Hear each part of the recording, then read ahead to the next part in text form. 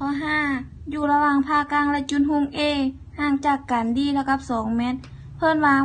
หน่วยกลมกันแสง O ที่มีรัศมี R เท่า10 ซน. เส้นสื่อ OA ตั้งฉากกับผ่ากลางและระยะ OA เท่า D จงคิดลายรัศมี R ของเงาหน่วยกลมอยู่ผ่ากลางใน2 กรณีคือ D เท่า1 เมตร D เท่ากับ 12.5 ซน. ข้อ5จากบริหารสามารถเต้นรูปได้ดังนี้คือมีจุดหุ้มวัตถุกันแสงมีผ่ากลาง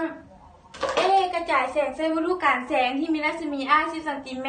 และจะเกิดมีเงาหน่วยกลมอยู่ผ่ากลางนี้เนาะแล้วก็ให้ซองหา O ขีด B ขีดคือเส้นรัศมีของเงาหน่วยกลมในผ่ากลางจะเท่ากับเท่าใดจากรูปข้างถึงเนาะเราสามารถแยกลงมาแต้มเพื่อสะดวกในการคิดไล่มี A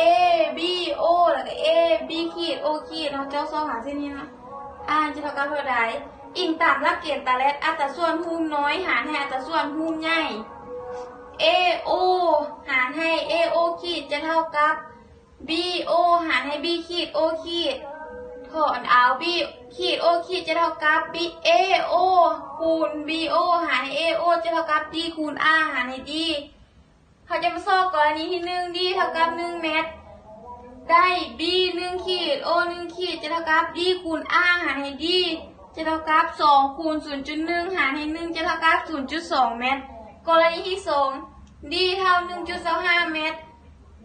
B 2 ขีด O 2 ขีดจะเท่ากับ D คูณ R หารให้ D จะเท่ากับ2คูณ 0.1 หารให้ 1.25 จะเท่ากับ 0.16 เมตร